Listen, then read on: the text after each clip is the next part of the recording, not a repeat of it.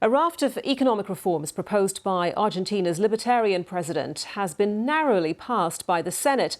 During the debate, there were violent protests outside by those who say the measures will expose people to poverty and unemployment. Riot police used shields and motorcycles to force crowds away from the Congress building. There have been running battles, with protesters setting cars alight and hurling stones and petrol bombs at police, who responded with water cannon and rubber bullets. Well, let's speak now to Lucia Chalakia and Herrera, a reporter based in Argentina. Lucia, thank you very much for your time today. Please explain for our viewers a little bit more, first of all, about the background to this conflict, these two sides, one saying that these reforms are necessary to improve Argentina's economic prospects, allow young people hope of developing a life there, and on the other side, people who are saying this is undoing years of workers' rights reforms and will actually make people poorer.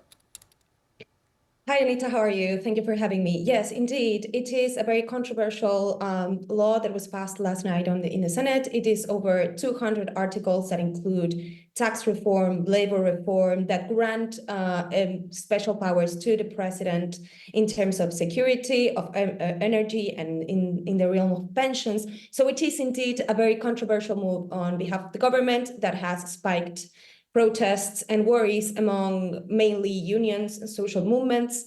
Yesterday was a very violent day outside of Congress as the Senate debated the bill.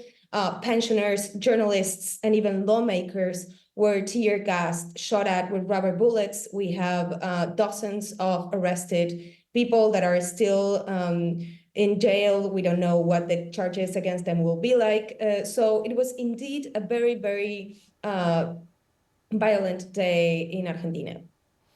And what is it going to take to calm the situation? I mean, what's the situation like on the streets now?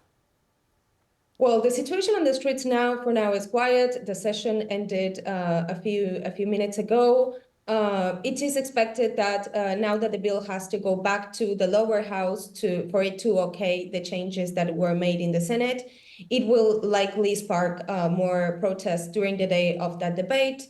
The context of Argentina is very, very dire. We have 290 year-over-year inflation, poverty is rising, unemployment is rising, there is a huge recession. So it is expected that as long as the government's response is to send different kinds of police against protesters, the things will get more and more heated.